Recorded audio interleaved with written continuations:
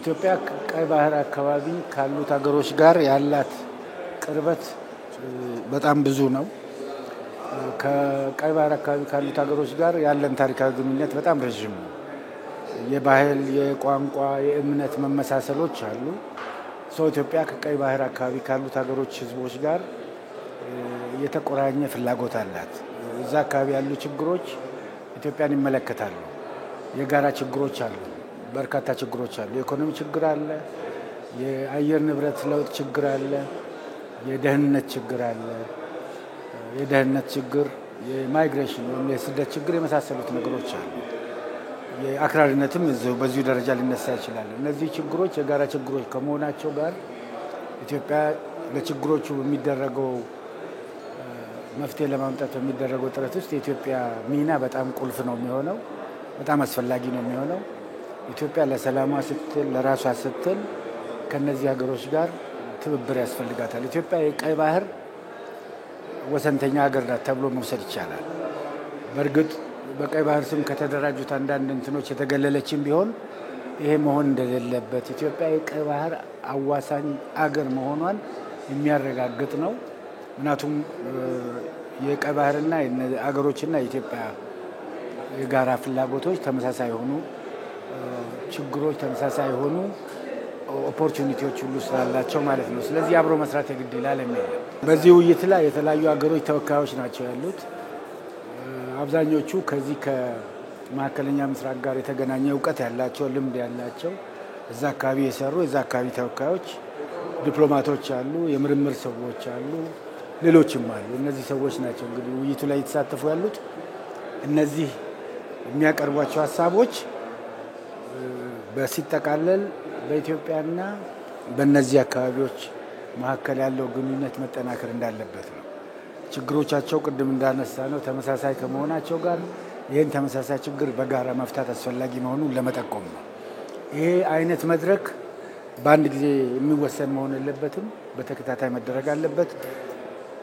እንደዚህ አይነት መድረኮች ላይ ጥናቶች መቅረብ አለባቸው። ጉዳዩ ላይ እውቀት ያላቸው ሰዎች መንቀሳቀስና መስራት አለባቸው። ፖለቲከኞች፣ የእምነት ተቋማት፣ ሌሎችም ታዋቂ ግለሰቦች፣ የሚዲያ ተቋማት እነዚህ በሙሉ አብረው ሆነው ይህን ሪጅን አንድ ላይ ማምጣት አለባቸው። ውጭ ጉዳይ ኢንስቲትዩት ያዘጋጀው መድረክ ነው። ይሄ ለሶስተኛ ጊዜ እየተደረገ ያለ ፕላትፎርም ነው። በዚህ ፕላትፎርም ላይ ከተለያዩ ዓለም አቀፍ ድርጅቶች፣ የተለያዩ አምባሳደሮች፣ አገር ውስጥ ያሉ የተለያዩ አካላት ኢንክሉዲንግ ቢዝነስ ድርጅቶችን ሁሉ ጭምር የተሳተፉና ትልቅ መድረክ ነው። ከዚህ አንጻር አንድ እንደ ትልቅ ኢሹ እየተነሳ ያለው የኢትዮጵያ የወደብ አክሰስ ጉዳይ በስፒችም በውይይትም ተነስቷል እና ዋናው ሀሳብ ምንድን ነው? በመተባበር በሰላም መንገድ በትብብር መጠቀም አለብን ነው። ኢትዮጵያ has natural right access to sea የሚል ኢሹ በደንብ ተነስቷልና ጠቅላላ ዳያሎጉ ኢትዮጵያ ያነሳችውን የባህር በር ጥያቄ ጉዳይ አክሰስ ጉዳይ በጣም ከፍ አድርጎታል። ኢሹን አጀንዳውን ግሎባሊ በጣም በርካታ አምባሳደሮች የተለያዩ ሀገራት የተገኙበት መድረክ ስለሆነ በእውነት ከሆነ ጥሩ ምቹ ሁኔታ ፈጥሯል የሚል ሀሳብ አለ። ዋና እንዳውም የውይይቱ ሴንተር ይሄ ነው።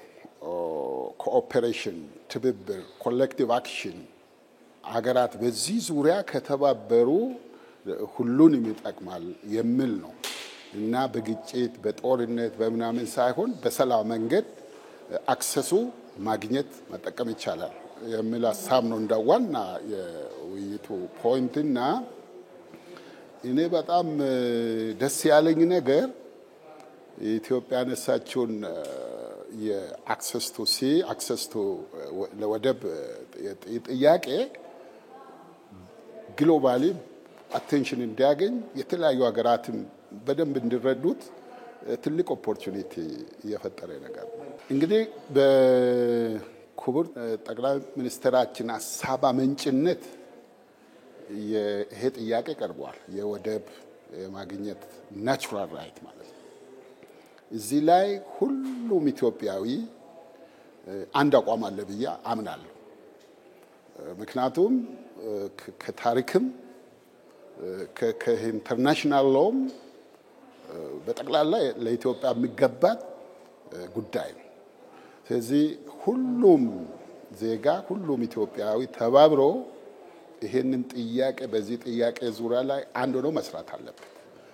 በሰላም መንገድ ከተባበር we have natural rights, historical rights እና ይገባናል ማለት ነው። ኢትዮጵያ በምስራቅ አፍሪካ is anchor state በጣም በጂኦግራፊካል ፖዚሽናችንም በህዝብ ብዛታችንም በታሪካችንም ቦታው ይገባናል፣ አክሰስ ቱ ይገባናል እና ያለምንም ክፍፍል ያለምንም ልዩነት ሁሉም ኢትዮጵያውያን ሁሉም ኤሊት ሁሉም ፖለቲሽንስ በዚህ ዙሪያ ላይ ተባብሮ አሁን የተጀመረውን አጀንዳ ወደፊት መግባት አለበት ብዬ አስባለሁ።